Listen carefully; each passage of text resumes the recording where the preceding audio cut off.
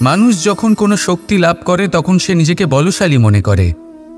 শক্তি লাভ করলেই তার মধ্যে অহংকার চলে আসে, অভিমান চলে আসে। তার কারণ হলো সে একটা সহজ কথা বুঝতেই পারে না। এই সব যা হচ্ছে সময়ের জন্য হচ্ছে। সময়ের থেকে বেশি বলশালী আর কেউ নেই। এই সময়ের জন্যই রাবণ ভক্তি দ্বারা কৈলাস পর্বত তুলে নিয়েছিলেন। আবার সেই সময়ের জন্যই, সেই কারণেই রাবণকে বধ হতে হলো। তার সাথে সাথে রাক্ষস কুলও ধ্বংস হয়েছিল এবং লঙ্কাও ভস্ম হয়ে গেছিল। দেখতে গেলে জন্ম থেকে মৃত্যু পর্যন্ত এই যে সময়, সেটাই হলো জীবন। কিন্তু তার মধ্যেও যা সময় আসে কোনো কারণেই আসে। সেই সময় আমরা যাপন করে কিছু শিখতে পারি।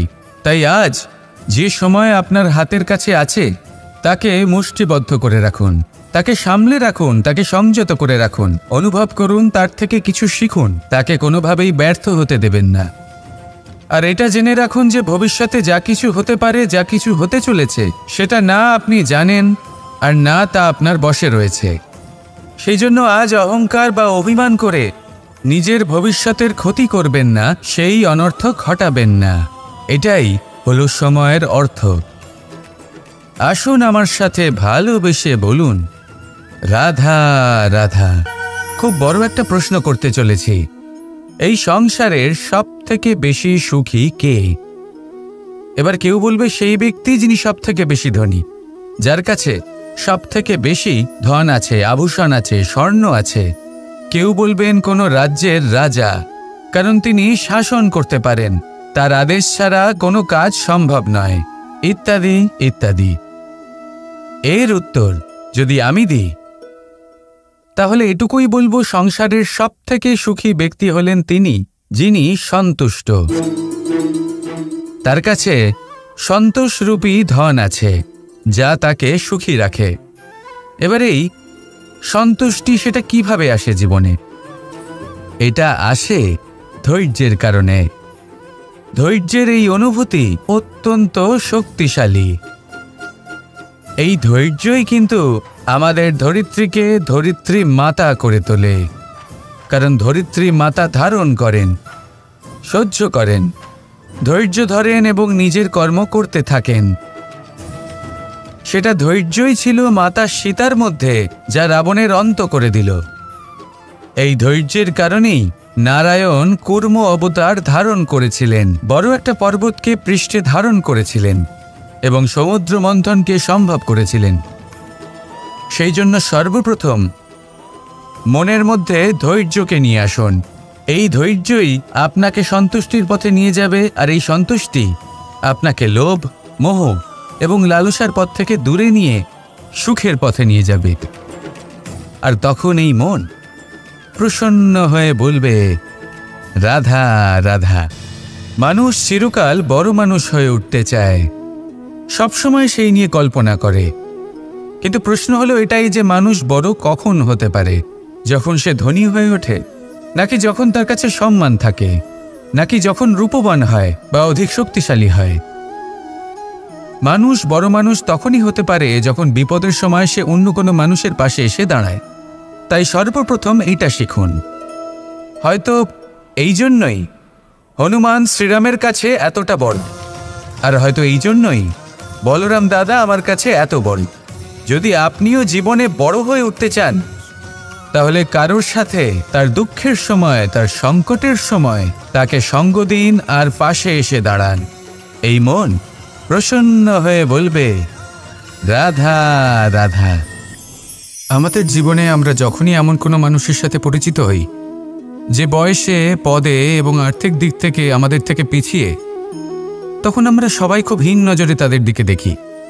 মনেই করি না যে সেই ব্যক্তির নিজস্ব একটা অস্তিত্ব রয়েছে, তার নিজেরও একটা মাহাত্ম্য রয়েছে। আমাদের মনেই হয় না যে আমাদের সামনে দাঁড়িয়ে থাকার যোগ্যতা আছে তাদের। চলুন আপনাকে একটা প্রশ্ন করি, শূন্যের নিজস্ব মূল্য কোথায়? আপনি বলবেন কিছুই না। শূন্যের আবার নিজস্ব মূল্য কোথায়? কিন্তু যখন এই শূন্যই কোনো সংখ্যার সাথে এসে যুক্ত হয়ে যায়, কোনো অঙ্কের সাথে এসে যুক্ত হয়ে যায়, তখন তার মূল্য অনেক গুণ বৃদ্ধি পায়। অর্থাৎ এই শূন্যের মূল্য অবশ্যই আছে। আর আমাদের জীবনেও এমন কিছু ব্যক্তি থাকেন, তাদের দেখে মনে হয় যে এদের কোনো মূল্যই নেই, কিন্তু যখন এই ব্যক্তি কারোর সাথে এসে জুড়ে যান তখন তার মূল্য সেই ব্যক্তির বৃদ্ধি ঘটায়। এই সংসারে এমন কোনো ব্যক্তি নেই যার কোনো মূল্য নেই। যদি আমরা ধনুকের কথা বলি তাহলে তার জন্য একটি দড়ির প্রয়োজন হয়, যেটি প্রত্যঞ্চা হিসেবে ব্যবহৃত হয়। যদি প্রত্যঞ্চা না থাকে তাহলে ধনুকের কোনো মূল্যই থাকে না। যদি প্রত্যঞ্চা না থাকে তাহলে ধনুকের অস্তিত্ব অসম্পূর্ণ থেকে যায়। এই সংসারে যে কোনো ব্যক্তি হোক বা যে কোনো বস্তু হোক, প্রত্যেকের নিজস্ব একটি মূল্য আছে। তার সম্মান করুন, সামনে অগ্রসর হন আর আমার সাথে ভালোবেসে বলুন রাধা রাধা। যদি আপনি নিজের জীবনে প্রকৃত বন্ধু নির্বাচন করতে চান তাহলে তার আগে দর্পণ আর ছায়া এই দুইয়ের বিশেষত্বর বিষয়ে জানাটা অত্যন্ত প্রয়োজনীয়। দর্পণ কি করে থাকে? যখনই আপনি দর্পণের দিকে তাকাবেন ও শুধুমাত্র আপনাকে সত্যের সাথে অবগত করাবে, ও আপনাকে কখনো মিথ্যে বলবে না। সেখানেই যদি ছায়ার কথা বলি তাহলে দেখুন ছায়া কি করে, সব সময় আপনার সাথে থাকে, কখনো আপনার সঙ্গ ত্যাগ করে না। এবার আপনার জীবনে যদি এমন কোনো বন্ধু আসে যে সবসময় আপনাকে সত্য কথা বলবে, আপনার অপগুণের বিষয়ে যদি আপনাকে বলে কিন্তু তাও সে সত্যিই বলবে, তাহলে তার উদ্দেশ্য কিন্তু আপনাকে দুঃখ দেওয়া নয়, সে আপনার অজ্ঞানতা, আপনার ভ্রম দূর করতে চায়। যদি আপনি কোনো অনুচিত পথে চলতে থাকেন তাহলে সে আপনাকে বাধা দিতে চায়। আর যদি সেই মিত্রই ছায়া সঙ্গীর মতো হয়, সে কখনোই সুখ দুঃখে আপনার সঙ্গ ত্যাগ করবে না। তার উদ্দেশ্য হলো সবসময় আপনাকে রক্ষা করা। তাই এরকম দর্পণ বা ছায়ার মতো কোনো বন্ধু যদি আপনার জীবনে আসে তাহলে তাকে কোথাও যেতে দেবেন না, সে আপনার জীবনকে সুখময় করে তুলবে। আর যদি আপনার জীবনে উপস্থিত বন্ধু এমন না হয় তাহলে তাকে নিজের থেকে দূরে করে দেওয়াই বাঞ্ছনীয়। তাহলে দর্পণ আর ছায়ার মতো প্রকৃত এবং ভালো বন্ধুকে নিজের জীবনে স্থান দিন আর আমার সাথে ভালোবেসে বলুন রাধা রাধা। জল হলো জীবনের আধার।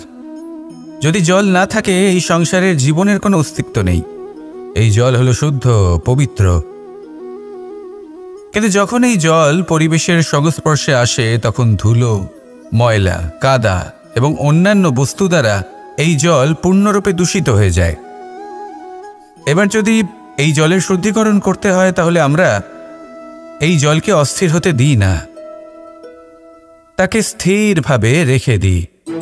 আর সেটা করলে সেই জল নিজে থেকেই সকল অশুদ্ধি ত্যাগ করে দেয়, নিজে থেকেই নিজেকে শুদ্ধ করে তোলে। এটা কিন্তু আমাদের মনের সাথেও হয়ে থাকে। এই সংসারে এত সমস্যার সম্মুখীন হয়েও কোথাও না কোথাও আমাদের এই মন মলিন হয়ে যায়, এতে নেতিবাচক ভাব জাগ্রত হয়।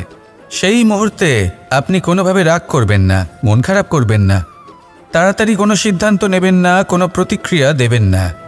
শুধু নিজের এই মনকে শান্ত করে রাখবেন, শান্ত মনে দিন যাপন করবেন। যদি এটা করেন তাহলে আপনি নিজে থেকেই বুঝতে পারবেন যে কি কি অশুভ ভাব আপনার মধ্যে জাগ্রত হয়েছে আর কি কি শুভ চেতনা আপনাকে জাগ্রত করতে হবে। আপনি নিজে থেকেই এমন পথ খুঁজে পাবেন যার দ্বারা এই অশুদ্ধি আপনি ত্যাগ করতে পারবেন। আসুন আমার সাথে ভালোবেসে বলুন রাধা রাধা। প্রারম্ভ শূন্যের দ্বারা হয়ে থাকে, তা সে ব্রহ্মাণ্ডই হোক, পৃথিবী হোক, আদি ইত্যাদি হোক। সবাই নিজের অস্তিত্ব শূন্য থেকে লাভ করে। এই শূন্য যার নিজের কোনো অস্তিত্ব নেই, কিন্তু সে সকলকে অস্তিত্ব দান করে থাকে। আমাদের এই শূন্যের মতো হতে হবে। যে আমাদের সাথে যুক্ত হবে তাদের অস্তিত্ব অনেক বেশি প্রখর হবে, বিশাল হবে, শ্রেষ্ঠ হবে। কিন্তু যেই আমরা তাদের থেকে দূরে যাব তারা আমাদের উপস্থিতির আভাস পাবে, আমাদের গুরুত্ব বুঝতে পারবে। শূন্যই হলো সূত্রপাত, শূন্যই হলো সমাপ্তি। শূন্যকে কেউ যতই ছোট মনে করুক কিন্তু এই শূন্য অত্যন্ত গুরুত্বপূর্ণ। তাই এই শূন্যের মতো হয়ে উঠুন আর আমার সাথে ভালোবেসে বলুন রাধা রাধা। এই জীবন আসলে কি? আমরা কারা? আমাদের অস্তিত্ব আসলে কি? পঞ্চতত্ত্ব দ্বারা নির্মিত আমাদের এই শরীর। আর এর মধ্যে পরমাত্মার একটি অংশ আত্মারূপে বসবাস করে। আর যখন এই জীবন সমাপ্ত হবে তখন আমাদের আবার এই পঞ্চতত্ত্বের মধ্যে বিলীন হয়ে যেতে হবে। এটাই সত্য।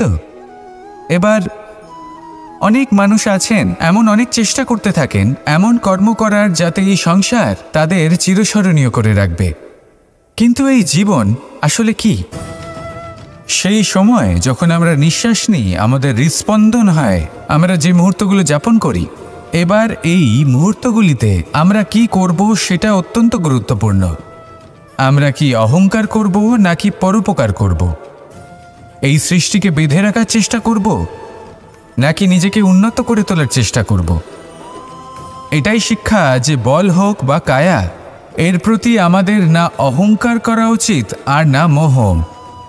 শুধু প্রত্যেকটা মুহূর্ত প্রেমময় হয়ে বাঁচুন আর ভালোবেসে বলুন রাধা রাধা। প্রয়াস, পরিশ্রম, এই শব্দগুলি শুনতে হয়তো ছোট মনে হয়, কিন্তু এর মূল্য অনেকটাই অধিক। এবার প্রয়াসও কিন্তু দুই ধরনের হয়। একটা প্রয়াস তাই যা আমরা নিজের মন থেকে, অন্তর থেকে সমগ্র শক্তি দিয়ে করার চেষ্টা করি। এবারে এই প্রয়াস প্রচেষ্টার নামান্তর। কিছু প্রয়াস এমনও হয় যেমন দ্রুতক্রীড়া খেলা। মানুষ বলেন আজ একটু প্রয়াস করি, একটু দ্রুতক্রীড়া খেলেই দেখি, যদি বিজয়ী হই তবে ভালো ব্যাপার, যদি না হই তবে আর কখনো খেলবো না। এটাও কিন্তু প্রয়াস, কিন্তু এই প্রয়াস পরিশ্রম নয়। পাণ্ডবদের দেখুন, ওনারা যখন পরিশ্রম করেছিলেন তখন খাণ্ডবপ্রস্থকেও ইন্দ্রপ্রস্থ বানিয়েছিলেন। দ্রুতক্রীড়া খেললেন, সেই মুহূর্তেই ইন্দ্রপ্রস্থ হারিয়ে ফেললেন। পরিশ্রম করলেন, সগৌরবে রাজা হলেন। দ্রুতক্রীড়া খেললেন, তখন এক মুহূর্তে রাজা থেকে নিঃস্ব হয়ে গেলেন। সারমর্ম এটাই যে দ্রুতক্রীড়া কখনো কখনো আপনার মিত্র হতে পারে, কখনো সে আপনাকে বিজয়ী করতে পারে, কিন্তু প্রয়াস এবং পরিশ্রম যখন একসাথে মিলিত হয় তখন তা সর্বদাই আপনার সাথে থাকে। প্রয়াস করতে থাকুন, পরিশ্রম করতে থাকুন, আর আমার সাথে ভালোবেসে বলুন রাধা রাধা। আমি এইভাবে প্রত্যেক দিন নিজের সাথে কিছুটা সময় অতিবাহিত করি, সুচিন্তা করি, কারণ আমি এটা মনে করি যে আমার প্রতিদ্বন্দ্বী অন্য কেউ নয় বরং আমি নিজেই। আর আমি চেষ্টা করি যে আমি যেন নিজেকে নিজের থেকে বেশি শ্রেষ্ঠ করে তুলতে পারি। তাই প্রতিদিন আমি আকলন করি নিজের কর্মের, যে কাল আমি কি উচিত করেছি কি অনুচিত করেছি, যে ভুল আমি করেছি তা আজকে কি করে শুধরে নিতে পারি।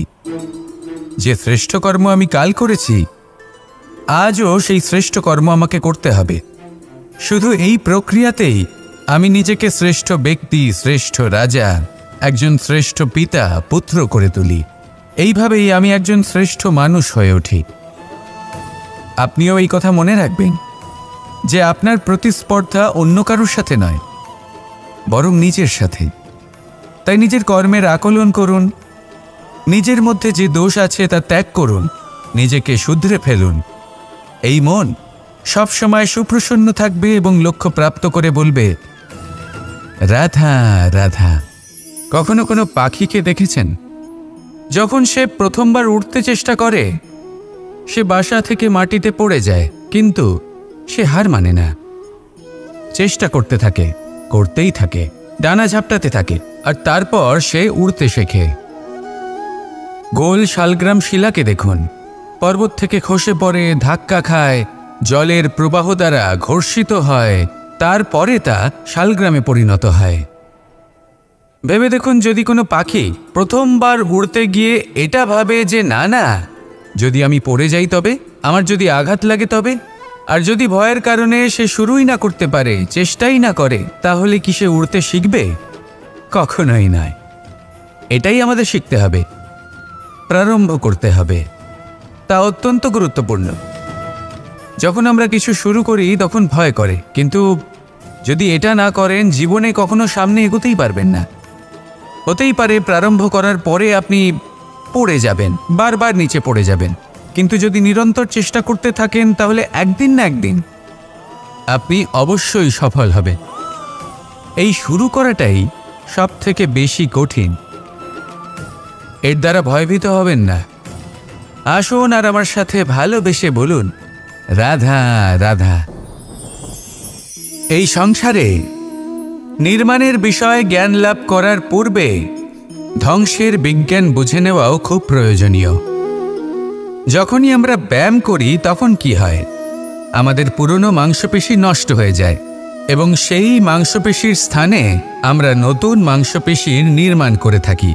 যেমন একটা নতুন ইমারত গড়ে তোলবার পূর্বে পুরাতন ইমারতকে ভঙ্গ করে দিতে হয়, তবেই তো সেই স্থান সজীব হবে, ঠিক কিনা? এবারে জ্ঞান এবং বিজ্ঞান ছাড়াও এমন কিছু আছে যা কিনা অত্যন্ত গুরুত্বপূর্ণ। তা হলো সীমা পার করে যাওয়া। এই যে সীমা, এই যে নিয়ম, তা মানুষের জন্যই বানানো, তাকে নিয়ন্ত্রণ করার জন্য তৈরি করা হয়েছে। এমন অনেক সীমা, এমন অনেক নিয়ম মানুষের জন্য অত্যন্ত মঙ্গলকারী। কিন্তু কিছু এমন সীমা আছে, কিছু এমন নিয়ম আছে যা মানুষের লঙ্ঘন করে যাওয়া অতি আবশ্যক। যতক্ষণ না এই সীমা লঙ্ঘন করছেন, নিজের নতুন অস্তিত্বকে খুঁজেই পাবেন না, সেই স্থানে পৌঁছতেই পারবেন না যেখানে সংসার তাকে চিরস্মরণীয় করে রাখবে। সেই জন্য জীবনে যাই করবেন, সীমা অতিক্রম করে যান। যদি পরিশ্রম করেন তাহলে সীমা অতিক্রম করে পরিশ্রম করুন। যদি লক্ষ্যের দিকে অগ্রসর হন তাহলে সীমা অতিক্রম করে অগ্রসর হন। কোনো সীমারেখা যাতে না থাকে, সেই সর্বোচ্চ স্থান দেখুন এবং অগ্রসর হন। এই সংসারে অগ্রসর হওয়ার জন্য এই সীমারেখা বুঝে নেওয়া এবং তা অতিক্রম করার জ্ঞান লাভ করা প্রয়োজনীয়। আসুন আমার সাথে ভালোবেসে বলুন, রাধা রাধা। জ্যোতিষ একটা বিদ্যা, এ হলো একটা বিজ্ঞান। যে নক্ষত্র দশায় আপনি জন্মগ্রহণ করেছেন, যে স্থানে আপনার জন্ম হয়েছে, এগুলো আপনার জীবনের দিশা স্থির করার ক্ষেত্রে গুরুত্বপূর্ণ ভূমিকা পালন করে। কিন্তু যে রাশিতে আপনি জন্ম নিয়েছেন আর আপনার যা নাম স্থির হয়েছে, সেটা আপনার ভবিষ্যৎ নির্ধারণ করবে তা আবশ্যক নয়। রা দিয়ে রাম এবং রা দিয়ে রাবণ, এই দুজনের রাশি সমান ছিল, কিন্তু একজন নিজের শক্তির দুর্ব্যবহার করলেন। স্বর্ণ লঙ্কার অধিপতি রাবণ, চতুর্দিকে বিজয়ী হওয়া সেই ব্যক্তি নিজের পতনের সম্মুখীন হলেন। শ্রীরাম রাবণকে বধ করলেন। শ্রীরাম, যিনি নিজের কর্ম দ্বারা, নিজের পরিশ্রম দ্বারা ঈশ্বর উপাধি লাভ করেছিলেন, 14 বছরের বনবাস ভোগ করলেন, আর যখন বিপদে পড়লেন তখনও নিজের রাজ্যের সাহায্য নিলেন না। বনের মধ্যে নিজে বানর এবং ভাল্লুকদের নিয়ে একটি সেনাবাহিনী গড়ে তুললেন এবং রাবণকে তার কুকর্মের শাস্তি দিলেন। তাই সর্বদা এটা মনে রাখবেন, আপনার খ্যাতি, আপনার ভবিষ্যৎ আপনার কর্ম নির্ধারণ করে, আপনার রাশি নয়। তাই সবসময় শ্রেষ্ঠ কর্ম করুন আর আমার সাথে ভালোবেসে বলুন, রাধা রাধা। প্রজাপতি দেখেছেন কি সুন্দর হয়, তাই না? এই প্রজাপতি, ওদের দিকে তাকালে নিজের অজান্তেই নিজের মুখে হাসি ফুটে ওঠে। কিন্তু এই প্রজাপতি জন্ম থেকেই এমন দেখতে হয় না। জন্ম থেকে এদের কাছে ডানা থাকে না, এরা উড়তেও পারে না। যখন একটি প্রজাপতি জন্ম নেয় তখন প্রথমে ডিম অবস্থায় থাকে সে। আস্তে আস্তে সেই কবচ সে ভেঙে ফেলে, খুব পরিশ্রম করতে হয় তাকে। তারপর কীটের আকার ধারণ করে সে চলতে থাকে, অনেক কষ্ট সহ্য করতে হয়, অনেক পরিশ্রম করতে হয়। তারপর তার রূপ বদলে যায়, তারপরে তার ডানা গজায়, তারপরে সে উড়তে পারে। এই নিরন্তর পরিশ্রমই সাফল্যের মূল মন্ত্র হয়। কখনো কখনো প্রতিভাও কম পড়ে যায় যদি নিরন্তর পরিশ্রম না করা হয়, যদি সমর্পণের ভাব মনে না থাকে, দৃঢ় নিষ্ঠা না থাকে। আর কখনো কখনো সেই ব্যক্তি যার মধ্যে বিশেষ প্রতিভা থাকে না, সেই ব্যক্তি নিরন্তর পরিশ্রম করে, নিজের মনে সমর্পণের বোধ জাগিয়ে তোলে, দৃঢ় নিষ্ঠার সাথে কর্ম করে আর সাফল্য লাভ করে। সেই জন্য আপনি জীবনে যেখানেই পৌঁছে যান না কেন, নিরন্তর পরিশ্রম করতে থাকুন, তবেই আপনার ভবিষ্যৎ রঙিন প্রজাপতির মতন গগনচুম্বী হবে। তবেই এই সংসার আপনাকে দেখবে এবং নিজের অজান্তেই এই সংসার নিজের মুখে হাসি ফুটিয়ে তুলবে এবং এই সংসার আমার সাথে ভালোবেসে বলবে, রাধা রাধা। আপনি কখনো কাউকে পর্বতে আরোহণ করতে দেখেছেন? বা আপনি কখনো নিজে কোনো পর্বতে আরোহণ করেছেন? করে থাকলে আপনি এই বিষয়ে অবশ্যই জানবেন যে যখন আমরা শিখরের দিকে এগোই, ওপরের দিকে এগিয়ে চলি, তখন আমাদের একটু ঝুঁকে পথ চলতে হয়। তখনই আমরা সেই পর্বত আরোহণ করতে পারি। কিন্তু যে ব্যক্তি নিচের দিকে ফিরে আসছেন, তিনি কিন্তু ঝুঁকে চলেন না, তিনি দৃঢ়ভাবে সোজা হয়ে নিচে নামেন। এই ভারসাম্য বজায় রাখার এই খেলাতে সংসারের একটা সার লুকিয়ে রয়েছে। যদি আপনিও জীবনে উঁচুতে উঠতে চান, শিখরে পৌঁছতে চান, তাহলে আপনাকেও নত হয়ে বিনম্র হয়ে সামনে এগোতে হবে। সেখানে যদি আপনি বুক চিতিয়ে উদ্ধতভাবে অহংকার বোধ নিয়ে চলতে থাকেন, সেখান থেকেই আপনাকে নিচে নামতে হবে। কোনো ব্যক্তি তার বিনম্র স্বভাব দেখেই বোঝা যায় যে সেই ব্যক্তি সাফল্যের শিখর দেশে আরোহণ করছে নাকি নিচে তথা খাদের দিকে যাত্রা করছে। তাই সবসময় বিনম্র থাকুন, শ্রেষ্ঠ কর্ম করুন, পরিশ্রম করুন, আর আমার সাথে ভালোবেসে বলুন রাধা রাধা। কর্ণ, সূর্যপুত্র কর্ণ, স্বয়ং সূর্যের পুত্র, দেবী কুন্তীর প্রথম পুত্র।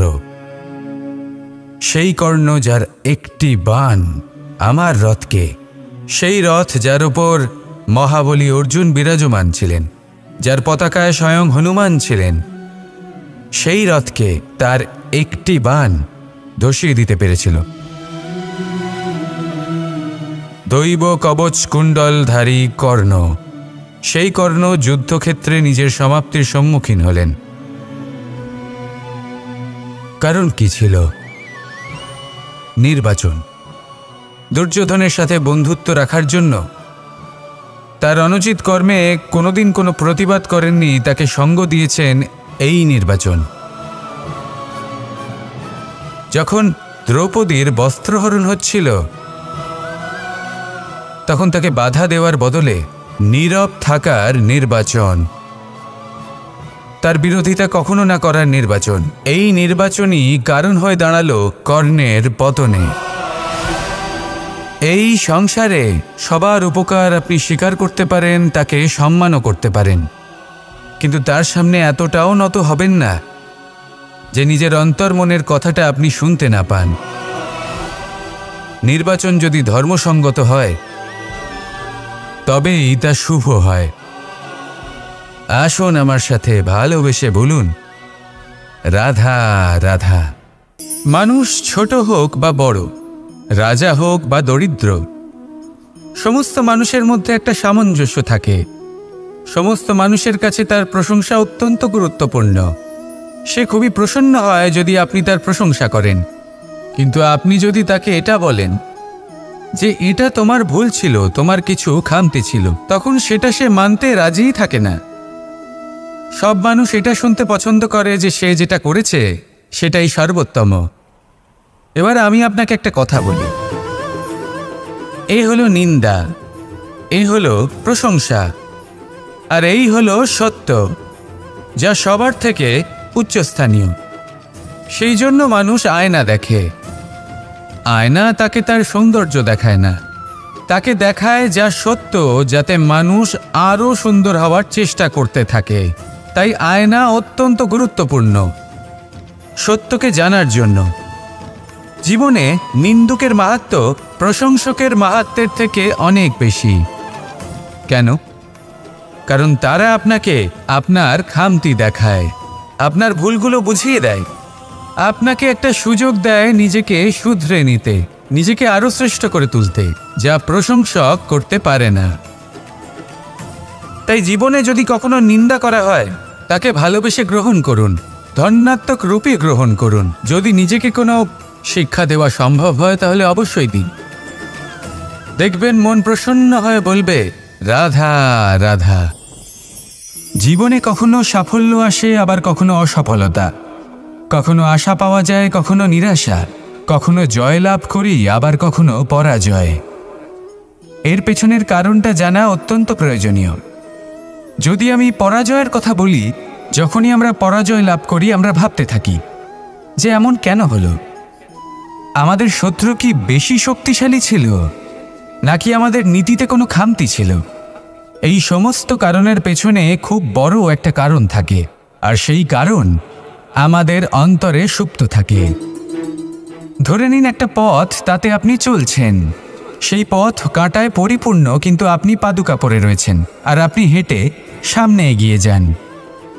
এবার এমন একটা পথ এলো যা পুষ্পে ঢাকা, আর আপনি পাদুকা পরে রয়েছেন, কিন্তু আপনার পাদুকাতে একটা পাথর আটকে গেল। তখন দু পা হাঁটাও খুব কঠিন হয়ে পড়ে। এই সংসারের যে কোনো শক্তি আপনাকে পরাস্ত করার পূর্বে আপনি জানেন কে আপনাকে পরাস্ত করতে পারে? আপনার অন্তরের দুর্বলতা, আপনার অন্তরের সেই সুপ্ত শত্রু। আর সেই জন্য ইতিবাচক মনোভাব গুরুত্বপূর্ণ হয়ে পড়ে। ভালো মানুষদের সাথে থাকুন, সৎসঙ্গে থাকুন, বন্ধুত্ব করুন, ভালোবাসুন। এই ভালোবাসা এত শক্তিশালী এক অস্ত্র যাকে ব্রহ্মাস্ত্রও পরাস্ত করতে পারে না। এই সমস্যারূপী পাথর কিছুই নয়। আসুন আমার সাথে ভালোবেসে বলুন, রাধা রাধা। মানুষের দুটো রূপ রয়েছে। এক, আমাদের এই মুখ, যা শুধুই চোখে দেখা যায়। আর দ্বিতীয়, আমাদের এই মন, যা শুধুমাত্র অন্তরাত্মা দ্বারা দেখা যায়।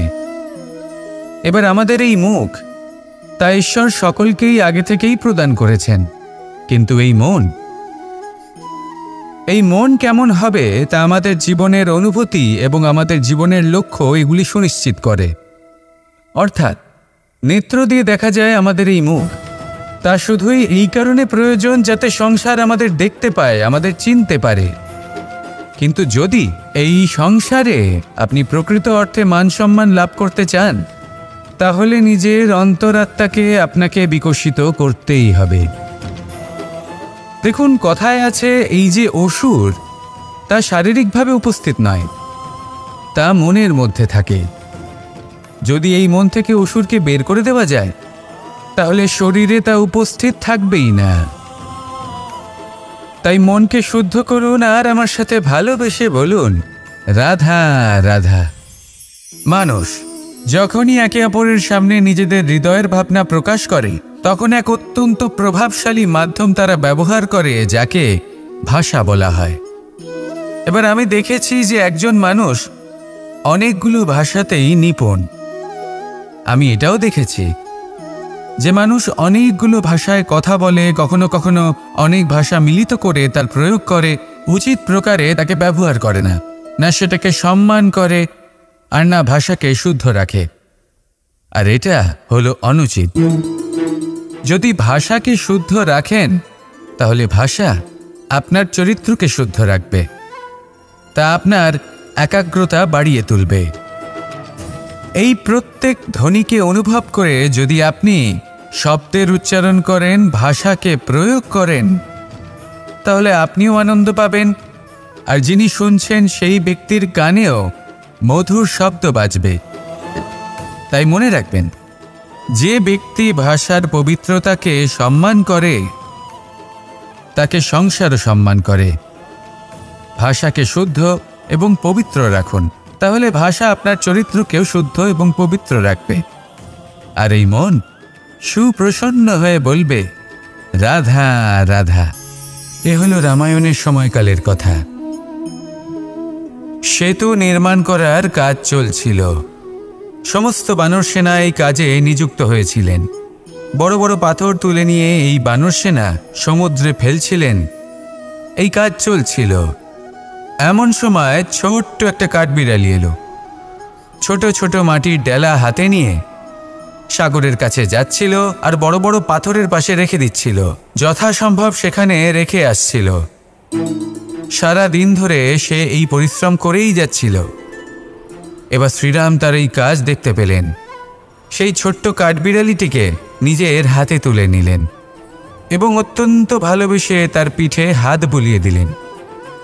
কথায় আছে যে কাঠবিড়ালির পিঠে যে দাগ আছে, সেই 3টি দাগ এসেছে শ্রীরামচন্দ্রের 3 আঙুলের থেকে।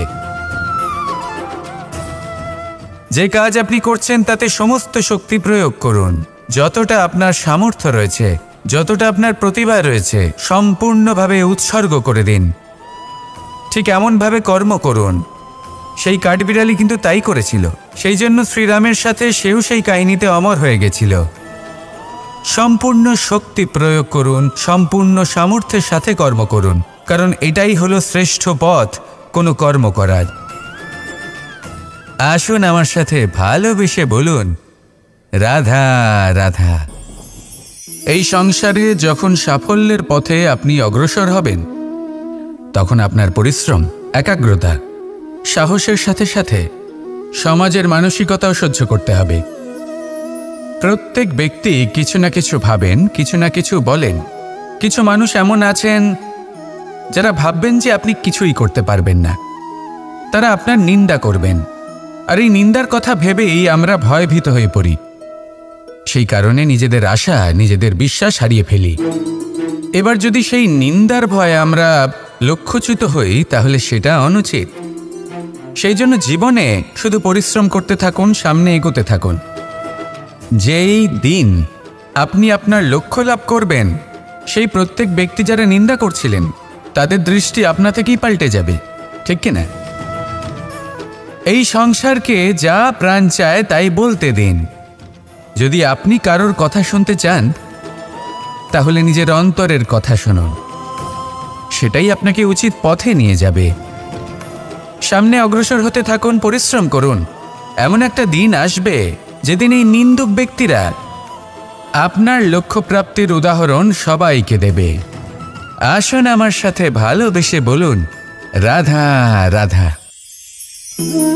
মানুষ সুখী জীবনযাপনের প্রতি এতটাই অভ্যস্ত হয়ে পড়ে যে একটা ছোট্ট সমস্যা এলেই সে সবার থেকে সাহায্য চাইতে শুরু করে দেয়। সে সাহায্য লাভও করে এবং সেই সংকট থেকে সে বেরিয়েও আসে। কিন্তু এই সাহায্য কিছু মুহূর্তের, আর কিছু মুহূর্তের হলো এই দুঃখ। এই দুই মুহূর্তের সাহায্যের জন্য আজীবন আপনি তার কাছে ঋণী হয়ে থাকেন। আর মানবিকতার খাতিরে আপনার মনে কৃতজ্ঞতা জেগে ওঠে। আর সেই কৃতজ্ঞতা বোধ হলো যে আপনি কখনো সেই ব্যক্তিকে ছাপিয়ে যেতেই পারবেন না। সেই জন্য জীবনে সবসময় চেষ্টা করবেন নিজেকে প্রস্তুত রাখতে, সেই সব সমস্যার জন্য, সেই সব বাধার জন্য যেগুলো আপনার জীবনে আসতে পারে। ততক্ষণ সাহায্য চাইবেন না যতক্ষণ না অন্য কোনো পথ না থাকছে।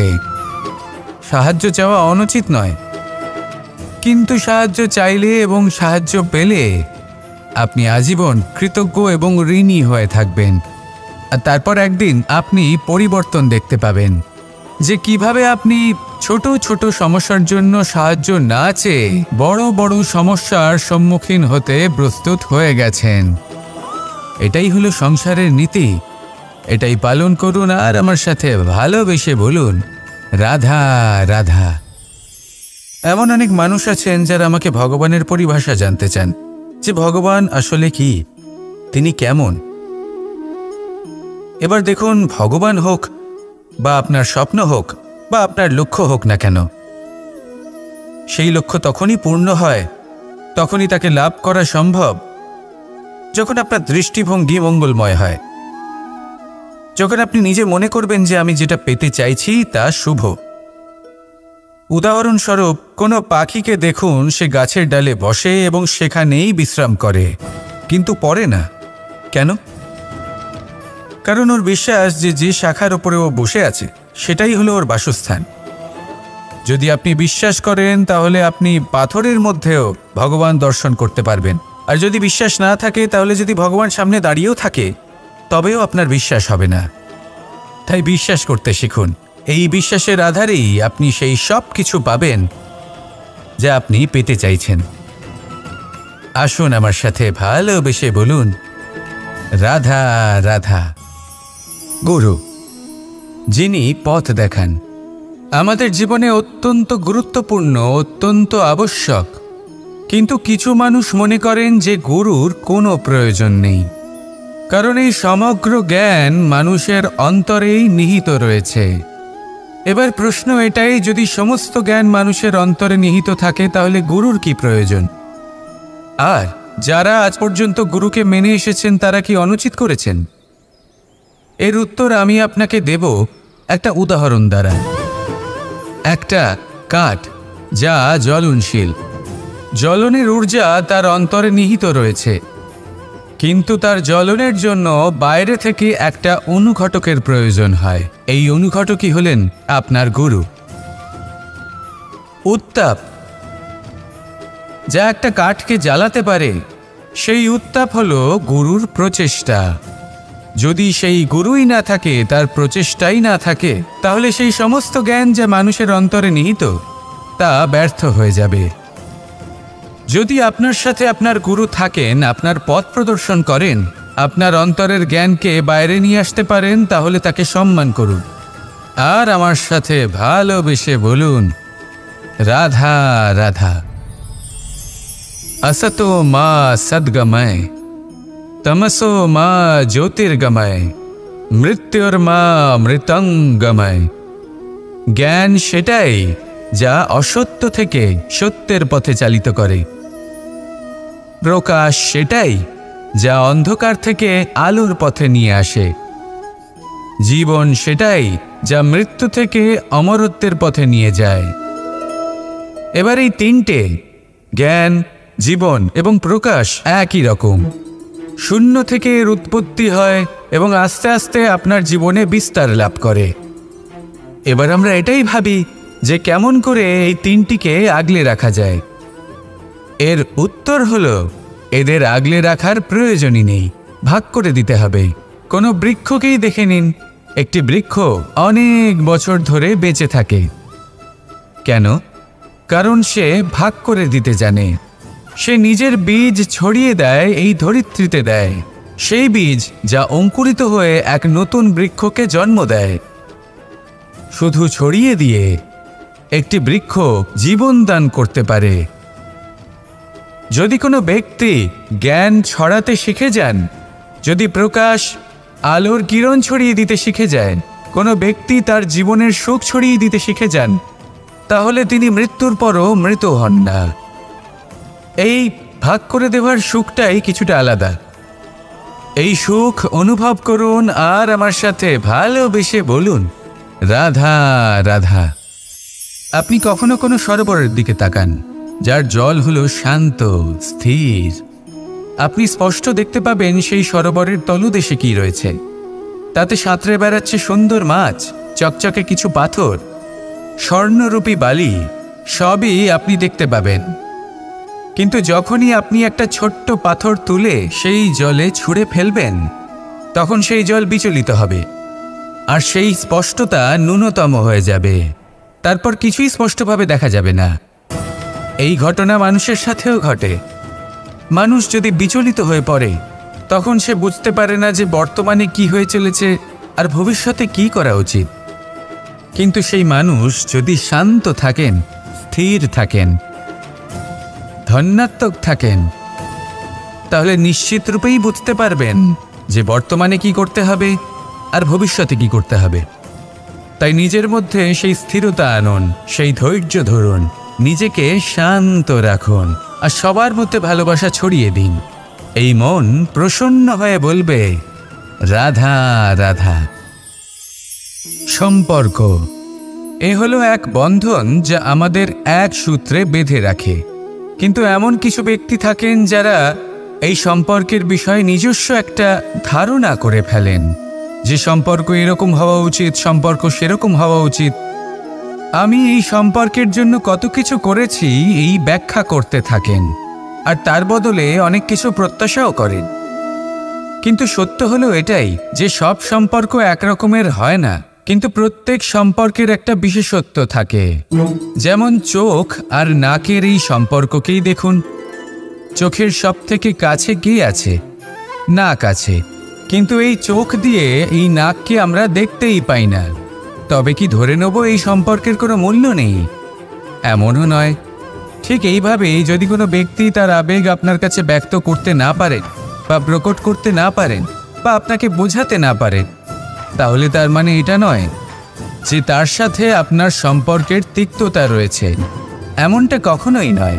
শুধু চোখ আর নাকের এই সম্পর্কের মতোই হলো আমাদের জীবনে আমাদের আপনজনের সাথে সম্পর্ক।